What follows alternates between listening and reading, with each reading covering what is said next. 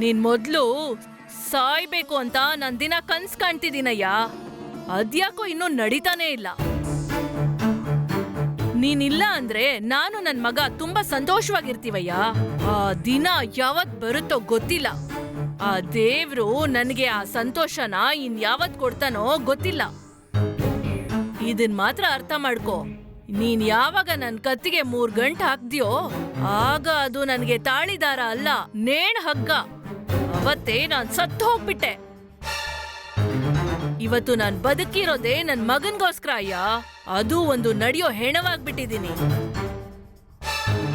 ನನ್ ಮಗನ್ನ ನನ್ನಿಂದ ಕಿತ್ಕೊಂಡು ನನ್ನ ನಿಜವಾಗ್ಲೂ ಹೆಣ ಮಾಡ್ಬಿಡ್ಬೇಡಯ್ಯ. ಯಾಕೆ ಕಮಲ ಈ ರೀತಿ ಎಲ್ಲ ಮಾತಾಡ್ತಾ ಇದೀಯಾ? ನೀನು ಸತೀಶು 100 ವರ್ಷ ಚೆನ್ನಾಗಿರ್ಬೇಕಮ್ಮ. ಕಮಲ, ಆ ದೇವ್ರ ಹತ್ರ ನನ್ನ ಉಳಿದಿರೋ ಆಯಸ್ಸನ್ನ ನಿಮಗ್ ಕೊಟ್ಟು ನೀವಿಬ್ರು ಚೆನ್ನಾಗಿರ್ಬೇಕು ಅಂತ ಬೇಡ್ಕೊಳ್ತೀನಮ್ಮ. ನೀನೇ ಒಬ್ಬ ಪಾಪಾತ್ಮ, ನಿನ್ನ ಆಯುಷನ್ನ ನಮಗ್ ಕೊಡಕ್ ಬರ್ತಿದ್ಯಾ? ನಿನ್ನಂತ ಒಬ್ಬ ಪಾಪಿ ಜೊತೆ ಕೆಲವು ದಿನ ಬಾಳಿದ್ದ ಪಾಪನ ಎಲ್ಲೋಗಿ ತೊಳ್ಕೊಳ್ಳೋದು ಗೊತ್ತಾಗ್ತಿಲ್ಲಯ್ಯ. ದಯವಿಟ್ಟು ನಿಮ್ ಕಾಲಕ್ ಬೇಕಾದ್ರೆ ಬಿದ್ದು ಕೇಳ್ಕೊಳ್ತೀನಿ. ನನ್ ಮಗನ್ನ ಬಿಟ್ಟು ಗೊತ್ತಿಲ್ದೇ ಇರೋ ಎಲ್ಲೋ ಒಂದ್ ಜಾಗಕ್ಕೆ ಹೋಗ್ಬಿಡು. ನಮ್ ಕಣ್ ಮುಂದೆ ಇನ್ನೊಂದ್ಸಲ ಬಂದು ನಿಂತ್ಕೋಬೇಡಯ್ಯ. ನೀನೇನೋ ನನ್ ಮಗನ್ನ ಕಾರ್ ಹತ್ಸಿ ಕೊಲ್ಲಕ್ ಬಂದೆ, ಆದ್ರೆ ನಾನು ನಿಮ್ ಕತ್ತಿ ಹಿಸ್ಕೆ ಕೊಂದು ಬಿಡ್ತೀನಯ್ಯ. ಮರ್ಯಾದೆಯಾಗಿ ಎಲ್ಲಾದ್ರೂ ಓಡ್ ಹೋಗ್ಬಿಡು. ಕಮಲ, ಆದಷ್ಟು ಬೇಗ ನೀನು ಸತೀಶು ನಾನು ಒಳ್ಳೆಯವನು ಅಂತ ತಿಳ್ಕೊಂಡು ನನ್ ಜೊತೆಗೆ ಬಂದಿರ್ತೀರಾ. ಆ ದಿನ ತುಂಬಾ ದೂರ ಇಲ್ಲ ಅಮ್ಮ. ಅಲ್ಲಿವರೆಗೂ ನಾನ್ ಕಾಯ್ತಾ ಇರ್ತೀನಿ. ನನ್ ಬಾಯಲ್ಲಿ ಏನ್ ಬರುತ್ತೋ ಗೊತ್ತಿಲ್ಲ. ಇಡಯ್ಯ ಫೋನು. ಕರ್ಮ.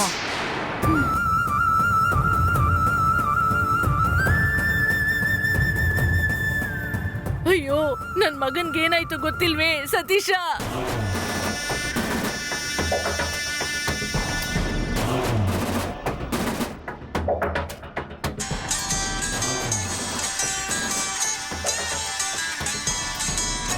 ಅಯ್ಯಯ್ಯೋ, ಇವ್ರು ಬೇರೆ ಫೋನ್ ಮಾಡ್ತಾರಲ್ಲಪ್ಪ.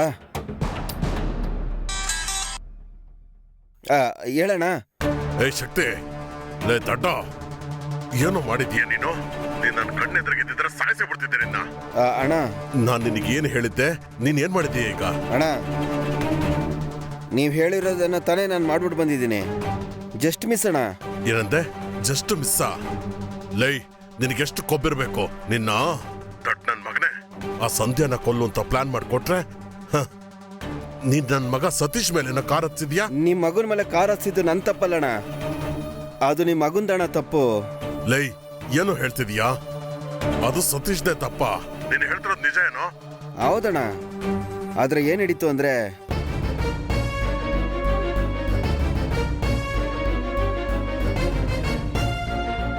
ಇದೇ ಕಣ್ಣ ನಾನು ನಡೆದಿದ್ದು. ಇದ್ರ ನನ್ ತಪ್ಪೇನಣ್ಣ ಇದೆ? ನೀವೇ ಸರಿಯಾಗಿ ಯೋಚನೆ ಮಾಡಿ ನೋಡಿ ಅಣ್ಣ. ನಿನ್ ಮಗ ಸಡನ್ ಆಗಿ ಬಂದ್ರೆ ನಾನೇನ ಮಾಡಕ್ಕಾಗುತ್ತೆ? ಅಣ್ಣ ಅಣ್ಣ, ಅವ್ರು ಯಾರಣ್ಣ? ನಮ್ಮ ಯಜಮಾನ್ರ ಮಗ ಅಣ್ಣ. ನಮ್ಮ ಯಜಮಾನ್ರ ಮಗನ ಮೇಲೆ ಕಾರ್ ಹತ್ತಿಸ್ತೀನಣ್ಣ. ನೀವ್ ಅವ್ರ ಮೇಲೆ ಜೀವನ ಇಕ್ಕಿದ್ದೀರಲ್ಲಣ್ಣ, ಅವ್ರ ಜೀವನ ನಾ ತೆಗಿತೀನಣ್ಣ. ಲೈ, ನೀನು ಸತೀಶ್ ಮೇಲೆ ಕಾರ್ ಹತ್ಸಿಲ್ಲ, ನಾನು ನಿನಗೆ ಹತ್ಸು ಅಂತ ಹೇಳಿಲ್ಲ. ಆದ್ರೆ ಆ ಆರೋಪ ನನ್ ಮೇಲೆ ಬಿತ್ತು ಕಣೋ. ನನ್ನ ಮಗುಂಗೂ ನನ್ನ ಹೆಂಡತಿಗೂ ನಾನು ಒಳ್ಳೇದ್ ಮಾಡ್ಬೇಕು ಅಂತ ಅನ್ಕೊಂಡ್ರು ಆ ದೇವ್ರು ಬಿಡಲ್ಲ ಅಂತಾನೆ ಕಣೋ. ನನ್ನ ಹೆಂಡತಿ ದೃಷ್ಟಿಯಲ್ಲೂ ನನ್ನ ಮಗನ ದೃಷ್ಟಿಯಲ್ಲೂ ನನ್ನ ತಪ್ಪಿತಸ್ಥನಾಗಿ ಮಾಡ್ತಾ ಇದ್ದಾನೆ. ಇನ್ನು ಮುಂದೆ ನಾನು ಏನೇ ಒಳ್ಳೇದನ್ನ ಮಾಡಿದ್ರು ಅದು ಕೆಟ್ಟದಾಗೆ ಹೋಗಿ ಮುಗಿಯುತ್ತೆ ಕಣೋ. ಲೇ, ನನ್ನ ಕೆಟ್ಟವನಾಗೆ ನೋಡ್ತಾರೆ ಕಣೋ. ಹೇಗಾದ್ರೂ ಮಾಡಿ ಅವ್ರ ಮನಸ್ಸನ್ನ ಬದಲಾಯಿಸಿ ಅವ್ರ ಜೊತೆಯಲ್ಲಿ ಜೀವನ ಮಾಡೋಣ ಅಂತ ನೋಡಿದ್ರೆ ನನ್ನ ಜೀವನನೇ ಹಾಳು ಮಾಡಿ ಬಂದು ನಿಂತ್ಕೊಂಡಿದ್ಯಲ್ಲೋ. ಅಣ್ಣ, ನಾನು ಯಾವ ತಪ್ಪು ಮಾಡಿಲ್ಲ ಅಣ್ಣ, ನನ್ನ ನಂಬಿ ಅಣ್ಣ. ನೀವ್ ಹೇಳೋದ್ ನೋಡಿದ್ರೆ ಭಯ ಆಗುತ್ತಣ್ಣ. ಯಾಕೋ, ಏನಕ್ಕಾಗಿ ನೀನ್ ಭಯ ಪಡ್ತಿದೀಯಾ? ನಾನೊಂದು ಪಾಪನು ದ್ರೋಹನು ನನ್ನ ಹೆಂಡತಿಗೂ ಮಗುಂಗೂ ಮಾಡ್ಬಿಟ್ಟೆ ಕಣೋ. ಲೇ ಶಕ್ತಿ, ನನಗೆ ಮದುವೆ ಆಗಿದ ವಸ್ತುರಲ್ಲಿ ನನ್ನ ಹೆಂಡತಿನೇ ಕಣೋ ನನಗೆ ಜಗತ್ತು. ಅವಳಿಗೂ ನನಗೂ ವಾರಸ್ದಾರ ಆಗಿ ನನ್ನ ಮಗ ಸತೀಶ್ ಹುಟ್ಟದ. ಅವನ ಮೇಲೆ ನಾನು ಇವತ್ತವರೆಗೂ ಜೀವನ ಇಟ್ಕೊಂಡಿದ್ದೀನಿ. ಲೇ ಶಕ್ತಿ, ಜನನು ತುಂಬಾ ಸಂತೋಷವಾಗಿದ್ವಿ ಕಣೋ. ಯಾರ್ ಕಣ್ಣು ಬಿತ್ತು ಅಂತಾನೆ ಗೊತ್ತಿಲ್ಲ ಕಣೋ. ಅವತ್ತು ನನ್ ಜೊತೆ ಸಂಸಾರ ಮಾಡ್ತಿದ್ದ ಎರಡನೇ ಹೆಂಡತಿ ನನ್ ಕಣ್ಣಿಗೆ ಬಿದ್ಲು. ಅವಳ ಮೇಲೆ ನನ್ನಲ್ಲಿ ಹುಟ್ಟಿದ ಮೋಹದಿಂದ ಕಟ್ಕೊಂಡಿದ್ದ ಹೆಂಡ್ತಿನೇ ನಾನ್ ಮರ್ತ್ಬಿಟ್ಟೆ. ಹೆತ್ತು ಮಗನ್ನೂ ಮರ್ತ್ಬಿಟ್ಟೆ ಕಣೋ. ಹೊಸ್ದಾಗ್ ಬಂದಿದ್ರಿಂದ ಇದ್ಮೇಲೆ ಇವಳೇ ನನ್ನ ಜೀವನ ಅಂತ ಮೂರ್ಖತನದಿಂದ ಅನ್ಕೊಂಡು ಅವಳ ಜೊತೆಗೆ ಹೋಗ್ಬಿಟ್ಟೆ ಕಣೋ. ನನ್ನ ಹೆಂಡತಿ ಮತ್ತೆ ಮಗ ಅವರಿಬ್ರನ್ನು ನಾನು ಕಳ್ಕೊಂಡ್ಬಿಟ್ಟೆ ಕಣೋ. ಈಗ ನೋಡಿದ್ರೆ ನಾನೇ ತಲೆ ಬಗ್ಸಿ ನಿಂತ್ಕೊಂಡಿದ್ದೀನಿ ಕಣೋ. ಆದ್ರೆ ಅವರು ಒಪ್ಕೊಳ್ತಾ ಇಲ್ಲ. ಲೇ ಶಕ್ತಿ, ನನ್ನ ಜೀವನದಲ್ಲಿ ನಾನು ಕಲ್ತ್ಕೊಂಡಿರೋ ಪಾಠ ಏನು ಅಂತ ಗೊತ್ತಾ? ಒಬ್ಬ ಕಟ್ಕೊಂಡಿರೋ ಹೆಂಡತಿನ ಬಿಟ್ಟು ಕಂಡೋರ್ ಜೊತೆ ಹೋಗ್ಲೇಬಾರ್ದು ಕಣೋ. ಹಾಗೇನಾದ್ರೂ ಹೋದ್ರೆ ಅದು ದೊಡ್ಡ ಪಾಪ ಕಣೋ. 7 ಜನ್ಮದಲ್ಲೂ ಈ ಪಾಪಕ್ಕೆ ಪ್ರಾಯಶ್ಚಿತ್ತನೇ ಇಲ್ಲ ಕಣೋ. ನನ್ನ ನೋಡ್ಕೊಂಡು ಎಲ್ಲರೂ ಬದಲಾಗ್ಬೇಕು ಕಣೋ. ಒಬ್ಬ ಮನುಷ್ಯ ಜೀವನದಲ್ಲಿ ಯಾರಿಗ್ ಬೇಕಾದ್ರೂ ದ್ರೋಹ ಮಾಡ್ಬೋದು ಕಣೋ. ಆದ್ರೆ ಕೈಯಾರೆ ತಾಳಿ ಕಟ್ಟಿದ ಹೆಂಡತಿಗೂ ಹೆತ್ತ ಮಗಂಗೂ ದ್ರೋಹ ಮಾಡ್ಲೇಬಾರ್ದು ಕಣೋ. ಒಂದ್ ವೇಳೆ ಮಾಡಿದ್ರು ನನ್ನ ಹಾಗೇನೆ ದುಃಖದಲ್ಲಿ ಬದುಕ್ಬೇಕಾಗತ್ತೆ ಕಣೋ. ಅಣ್ಣ ಅಳ್ಬೇಡಿ ಅಣ್ಣ. ಅಣ್ಣ ಅಣ್ಣ, ಒಂದ್ ಕಾಲದಲ್ಲಿ ನೀವು ತಪ್ಪು ಮಾಡಿದ್ರು ಬದಲಾಗಿದ್ರಣ್ಣ. ಇವಾಗ ಬದಲಾಗಿ ಜೀವನ ಮಾಡಕ್ ಆಸೆ ಪಡ್ತಾ ಇದ್ದೀರಾ. ಅವ್ರ ಜೊತೆ ಸಂತೋಷವಾಗಿ ಬಾಳೋದು ತಪ್ಪೇ ಇಲ್ಲ ಅಣ್ಣ. ನೀವ್ ಅನ್ಕೊಂಡಿರೋದು ಖಂಡಿತವಾಗ್ಲೂ ನಡೆಯುತ್ತೆ ಅಣ್ಣ. ನೀವು ಚಿಂತೆ ಮಾಡಬೇಡಿ ಅಣ್ಣ. ಅಣ್ಣ, ನೀವು ಕಮಲಮ್ಮನ್ ಜೊತೆನೋ ಸತೀಶ್ ಜೊತೆನೋ ಸಂತೋಷವಾಗಿ ಜೀವನ ಮಾಡ್ತೀರಣ್ಣ. ನಾನು ಅದು ನೋಡೇ ನೋಡ್ತೀನಿ ಅಣ್ಣ. ನಂಬಿಕೆ ಇದ್ದೀರಿ ಅಣ್ಣ, ಒಳ್ಳೇದಾಗತ್ತಣ್ಣ. ನೀನ್ ಹೇಳ್ತಿರೋದೇನಾದ್ರೂ ನಡೀತು ಅಂದ್ರೆ ನನ್ನ ಹಾಗೆ ಸಂತೋಷ ಪಡೋ ಅಂತವನು ಈ ಜಗತ್ತಲ್ಲೇ ಯಾರು ಇರೋದಿಲ್ಲ ಕಣೋ. ಲೇ ಶಕ್ತಿ, ನನ್ನ ಹೆಂಡ್ತಿದ್ದು ನನ್ನ ಮಗನು ನನ್ನ ಒಳ್ಳೆಯವನು ಅಂತ ನಂಬಿ ಒಪ್ಕೊಂಡ್ಬಿಟ್ರೆ ಅದ್ರ ಮುಂದಿನ ಕ್ಷಣನೇ ನನ್ನ ಜೀವ ಹೋದ್ರೂ ಕೂಡ ನನಗ್ ಚಿಂತೆ ಇಲ್ಲ ಕಣೋ. ಅಣ್ಣ, ಯಾಕಣ್ಣ ಈ ಥರ ಅಪಶಕುನ ಮಾತಾಡ್ತಾ ಇದ್ದೀರಾ?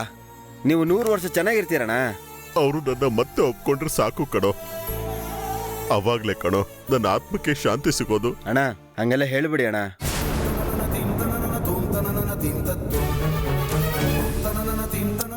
ಅಣ್ಣ ಪಾಪ.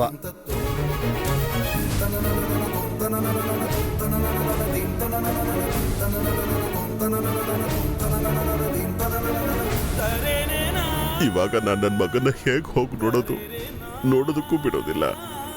ಏನ್ ಮಾಡೋದು? ನನ್ನ ಮಗನ್ ಹೇಗೆ ಆದ್ರೂ ನೋಡ್ಲೇಬೇಕು.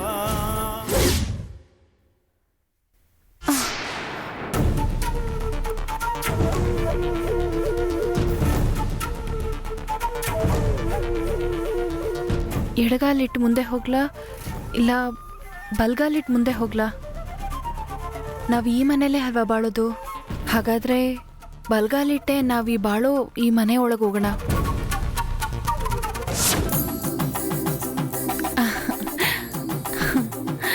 ಅಯ್ಯಯ್ಯಯ್ಯೋ, ನನ್ ಕಣ್ಣೆ ಬೀಳೋ ಹಾಗಿದ್ಯಲ್ಲ. ನೀವಿಬ್ರು ಇಲ್ಲೇ ನಿಂತ್ಕೊಳ್ಳಿ, ನಾನ್ ಬರ್ತೀನಿ. ಅಮ್ಮಮ್ಮ ಎಲ್ಲಿ ಹೋಗ್ತಿದ್ದೀರಾ? ಅರೆ, ಊರ್ ಕಣ್ಣು, ಮಾರಿ ಕಣ್ಣು, ಆ ಕಣ್ಣು, ಈ ಕಣ್ಣು, ನಾಯಿ ಕಣ್ಣು, ನರಿ ಕಣ್ಣು ಎಲ್ಲ ಹೋಗ್ಲಿ.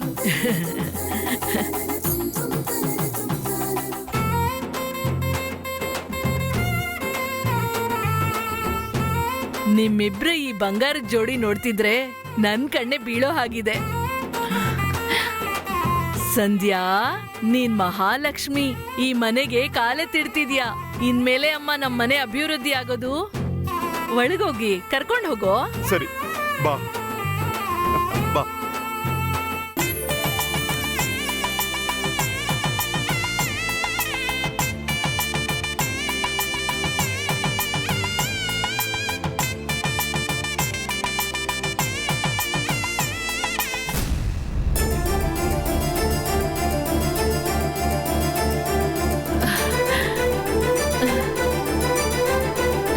ಸಂಧ್ಯಾ, ಸಂಧ್ಯಾ, ಯಾಕಮ್ಮ ಅಲ್ಲೇ ನಿಂತಿದ್ಯಾ?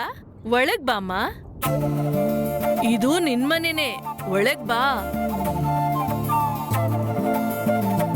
ಅಯ್ಯೋ ಬಾಮ್ಮ.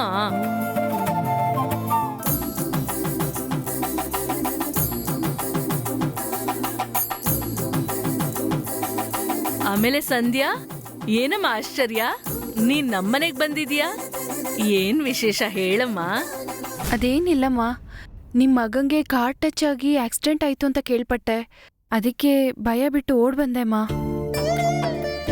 ಹೇಗಿದಾರಮ್ಮ? ತುಂಬಾ ದೊಡ್ಡ ಗಾಯ ಏನಾದ್ರೂ ಆಗಿದ್ಯಾ? ಸತೀಶಂಗೆ ಏನಾಗಿಲ್ಲ, ದೇವ್ರ ಪುಣ್ಯಕ್ಕೆ ಅಷ್ಟೇನು ಗಾಯ ಆಗಿಲ್ಲಮ್ಮ. ಈಗ ಸತೀಶ ಚೆನ್ನಾಗಿದ್ದಾನೆ, ಮನೇಲೇ ಇದ್ದಾನಮ್ಮ. ಇವಾಗ್ಲೇ ನಮ್ಮ ನನಗೆ ನೆಮ್ಮದಿ ಆಗಿದ್ದು. ಅವ್ರಿಗೆ ಆಕ್ಸಿಡೆಂಟ್ ಆಯ್ತು ಅಂದ ತಕ್ಷಣ ನಂಗೇನೋ ಒಂಥರ ಆಗೋಯ್ತಮ್ಮ. ಮನೇಲೇ ಇರಕ್ಕಾಗ್ಲಿಲ್ಲ. ಅದಕ್ಕೆ ಡೈರೆಕ್ಟ್ ಆಗಿ ನೋಡ್ಬಿಡೋಣ ಅಂತ ಓಡ್ ಬಂದ್ಬಿಟ್ಟೆ. ಸತೀಶ್ ಎಲ್ಲಮ್ಮ ಇದ್ದಾರೆ? ಸತೀಶ ಮೇಲೆ ಇದ್ದಾನಮ್ಮ, ಸ್ವಲ್ಪ ರೆಸ್ಟ್ ತಗೊಳ್ತಾ ಇದ್ದಾನೆ. ಹ್ಮ್. ಹೌದು ಸಂಧ್ಯಾ, ನಿನಗೆ ಹೇಗ್ ಗೊತ್ತು ಸತೀಶ್ ಗೇಟ್ ಆಗಿದ್ದು? ಅವ್ರಿಗೆ ಆಕ್ಸಿಡೆಂಟ್ ಆಗ್ಬೇಕಾದ್ರೆ ನಾನು ಅದೇ ರೋಡ್ನಲ್ಲಿ ಆ ಕಡೆ ಹೋಗ್ತಿದ್ದೆ ಅಮ್ಮ. ಓಹೋ. ಅವಾಗ ಆ ಆಕ್ಸಿಡೆಂಟ್ ನ ನೋಡ್ದವ್ರು ಸತೀಶ್ ಸರ್ಗೆ ಗಾಯ ಆಯ್ತು ಅಂತ ಹೇಳಿದ್ರಮ್ಮ.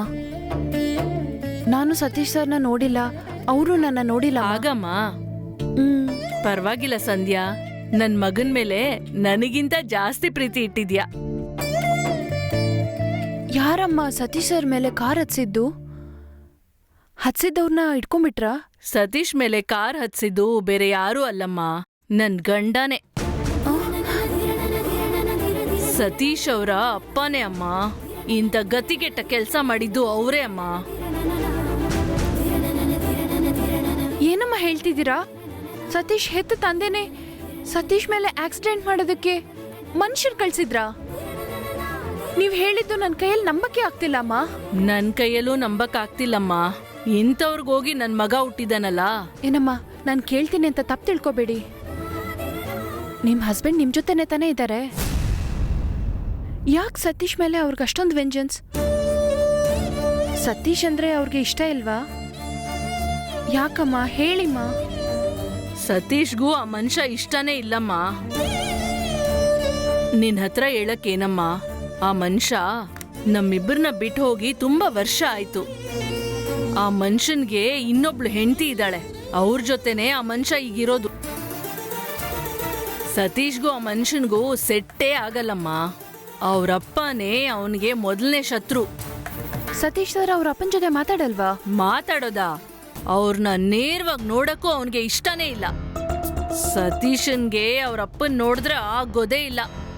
ಎಲ್ಲ ನನ್ನ ಹಣೆ ಬರ ಅಮ್ಮ. ಬೇಜಾರ್ ಮಾಡ್ಕೋಬೇಡಿಮ್ಮ, ಒಳ್ಳೆಯವ್ರನ್ನೇ ದೇವ್ರು ಪರೀಕ್ಷೆ ಮಾಡೋದು. ನಾನೊಬ್ಳು ನೋಡು, ನೀನ್ ನಮ್ ಮನೆಗ್ ಬಂದಿರೋದೇ ತುಂಬಾ ಅಪರೂಪ. ಬಂದಿರೋ ನಿನ್ನ ಹತ್ರ ಹೋಗಿ ನನ್ನ ಶೋಕ ಕತೆ ಹೇಳ್ಕೊಂಡ್ ಕೂತಿದೀನಿ ನೋಡಮ್ಮ. ಮೇಲೆ ಸತೀಶ್ ಇದಾನೆ, ಹೋಗ್ ನೋಡ್ಕೊಂಬಮ್ಮ. ಹೋಗು. ಸರಿಯಮ್ಮ.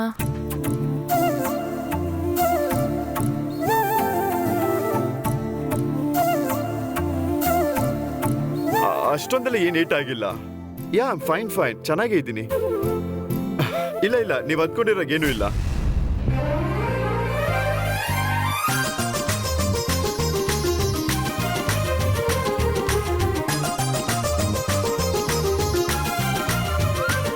ಬನ್ನಿ ಸಂಧ್ಯಾ, ಆಶ್ಚರ್ಯವಾಗಿದೆಯಲ್ಲ, ನೀವು ನನ್ ಮನೆಗೆ ಬಂದಿದ್ದೀರಲ್ಲ. ಅಲ್ಲ, ಮನೆ ಬದ್ಲಾಗ ಏನಾದ್ರೂ ಬಂದ್ರಾ? ಮನೆ ಎಲ್ಲ ಏನ್ ಬದ್ಲಾಗ್ ಬಂದಿಲ್ಲ, ಬರ್ಬೇಕಾಗಿರೋ ಮನೆಗೇನೆ ಬಂದಿದ್ದೀನಿ.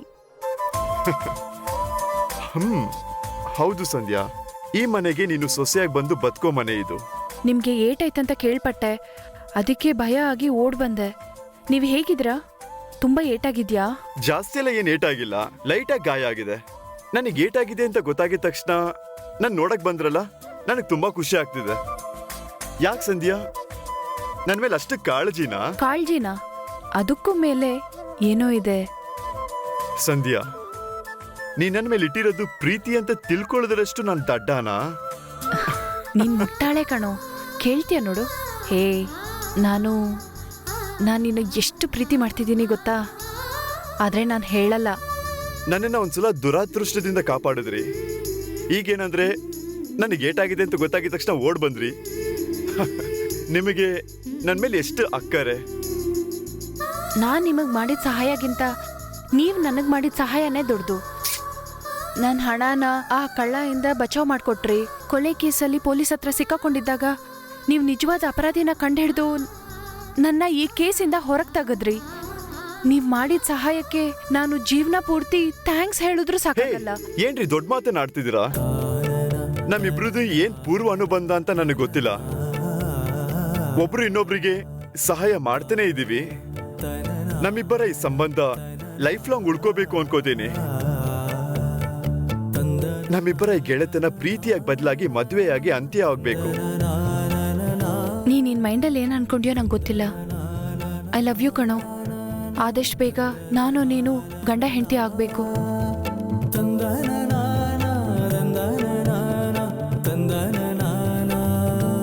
ಸಂಧ್ಯಾ, ಆ? ಕಾಫಿ ಕುಡಿತೀಯಮ್ಮ? ಕಾಫಿ ಎಲ್ಲ ಬೇಡ ಅಮ್ಮ, ನಾನು ಬರ್ಬೇಕಾದ್ರೇ ತಿನ್ಕೊಂಡ್ ಬಂದೆ. ಅಮ್ಮ ನಾನು ಹೊರಡ್ತೀನಿ. ಆ, ಸರ್ ನಾನು ಹೋಗಿ ಬರ್ತೀನಿ. ಏಯ್, ಇರಿ ಅಲ್ಲ. ಏ ಇರಮ್ಮ, ಅಪರೂಪಕ್ ಬಂದಿದ್ಯಾ, ಊಟ ಮಾಡಿ ಹೋಗಮ್ಮ. ಇಲ್ಲ ಪರವಾಗಿಲ್ಲ ಅಮ್ಮ, ಇದು ನಮ್ಮನೆ ತಾನೆಮ್ಮ, ನಾನು ಯಾವಾಗ ಬೇಕಾದ್ರೂ ಬಂದು ಕುಡಿಬೋದು. ನಾನು ಸರ್ನ ನೋಡಕ್ ಬಂದಿದ್ದು ನಾನು ಅಪ್ಪಂಗೆ ಹೇಳಲೇ ಇಲ್ಲಮ್ಮ. ನಾನು ಇನ್ನೊಂದು ದಿವಸ ನಿಧಾನವಾಗಿ ಬಂದು ತಿಂತೀನಮ್ಮ. ಇವಾಗ ಹೊರಡ್ತೀನಿ. ಏ ಸತೀಶ, ಮಾ? ನೀನ್ ಹೋಗಿ ಸಂಧ್ಯಾನ ಬೈಕಲ್ಲಿ ಅವ್ರ ಮನೆಗ್ ಬಿಟ್ ಬಾರೋ. ಬೇಡ ಅಮ್ಮ, ನಾನು ಆಟೋದಲ್ಲೇ ಬಂದಿದ್ದು. ನಾನು ಆಟೋ ಇಟ್ಕೊಂಡೇ ಹೋಗ್ತೀನಮ್ಮ. ಮಾ, ಅದ್ ಬಂದು ಸಂಧ್ಯಾ ನನ್ ಜೊತೆ ಬೈಕ್ ನಲ್ಲಿ ಬರೋದಿಲ್ಲಮ್ಮ. Bye sir. ಬಾಯ್ ಮಾ, ಹೋಗಿ ಬರ್ತೀನಿ. ಸರಿಮಾ, ಜೊತೆಗ್ ಹೋಗಿ ಬಿಟ್ಬಿಟ್ ಬಾರೋ.